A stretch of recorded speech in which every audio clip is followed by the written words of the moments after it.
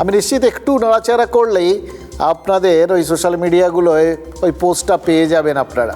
Sachin তেন্ডুলকারের post, বিরাট ব্যাপার কিন্তু।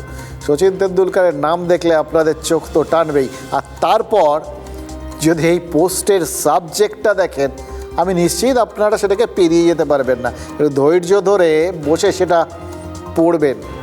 এবার কি করে বলছি যে আপনাদের এখানে এই পোস্টটা ঠিক পৌঁছে যাবে?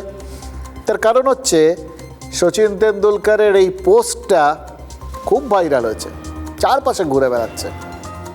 কি আছে পোস্টের মধ্যে, বিষয় কি ভাবছেন তো? দেখুন, পোস্টের বিষয় হচ্ছে বাংলাদেশ।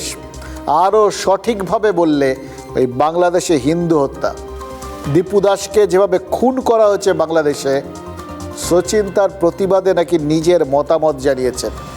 সচিন এরকম একটা বিষয় তিনি তার বক্তব্য জানাচ্ছেন, এ তো হটকেক স্বাভাবিকভাবেই, এবং সবারই আগ্রহ জন্মাবে এবং সবাই জানতে চাইবেন সচিন কি বলছেন এ ব্যাপারে।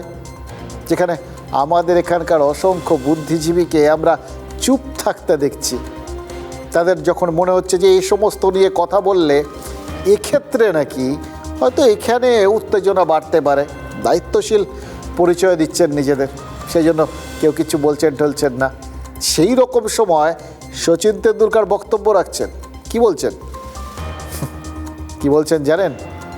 ওই পোস্টের মধ্যে সচিন তেন্ডুলকার নাকি নিজের মতামত জানিয়েছেন এই দীপু দাসের হত্যাকাণ্ড বা বাংলাদেশের এই সাম্প্রতিককালের সংখ্যালঘু হিন্দুদের ওপর অত্যাচার নিয়ে, এবং নিজের বক্তব্যের সপক্ষে সচিন নাকি একটা পাল্টা দাবি তুলে বসে আছেন। তিনি কি বলেছেন জানেন?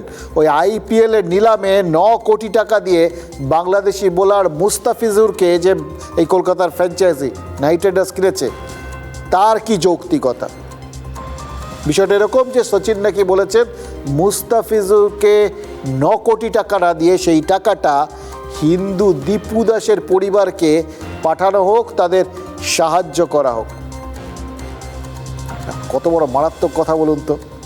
সচিন তেন্ডুলকার তিনি বাংলাদেশ নিয়ে এতটা চিন্তিত, দীপু দাসের ব্যাপারে এতটা সহৃদয়, এবং সেটা নিয়ে এরকম একটা সাহায্যের আহ্বানই করা তো বলবো আর কি, সেটা যেখানে করে ফেলেছেন সবাই তো নড়ে চড়ে বসেছেন, আমরাও বসেছি, খুঁজে দেখার চেষ্টা করেছি সচিন কোথায় এরকম কথাটা বললেন এবং কবে বললেন।